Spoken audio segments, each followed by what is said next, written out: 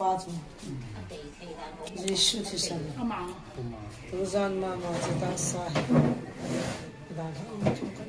예수 지산. 합이 한문 상관. 너 저건 너. thiên đầu tiên là mong cáp từ sụt sạt thấy chứ anh nói bây giờ kêu vào không mấy tấm cáp thì for the one after before born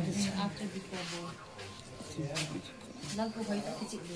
chị được rồi tiền cáp nó sao vậy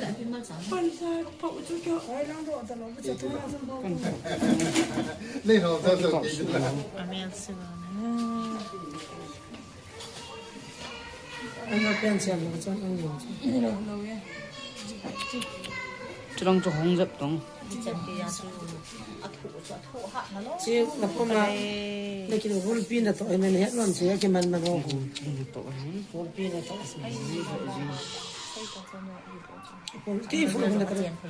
hal cái phụ chân là chị thà đi ngay cái bọn thì nó cũng sẽ là gì cái bị sẽ lại nó không cho chỉ là bia là chỉ là nó cho chỉ lung gia cho nên này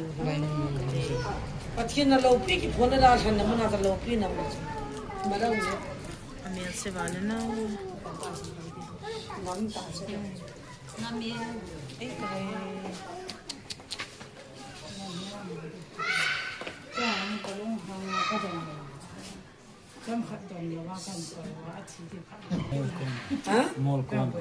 mol quan này thì dân đang thấu tàng gì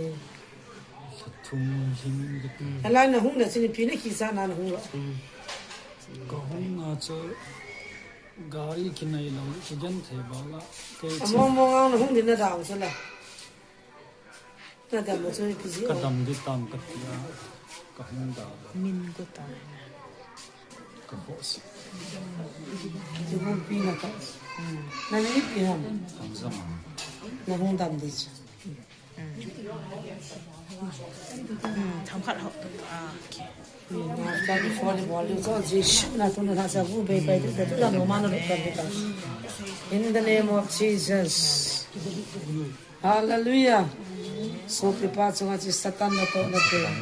kêu hon thane na cái này po về cái này na tra Jesus mình cái nó amen tôi ra mamaจะกูเปลี่ยนนะ3ปีนะอีพิธนาด้วยละก็ซงละเกี่ยวกับทางนี้นะกันนี่พอเวกันนี่น่าจะสิบนาดาหาดิกูก็ปีนะคนทางนี้นะสู้ดำนะไงจังทางว่าปุ่มปุ่มินหาจงมงปะกายจิสุมินกันตาที่เวอาเมน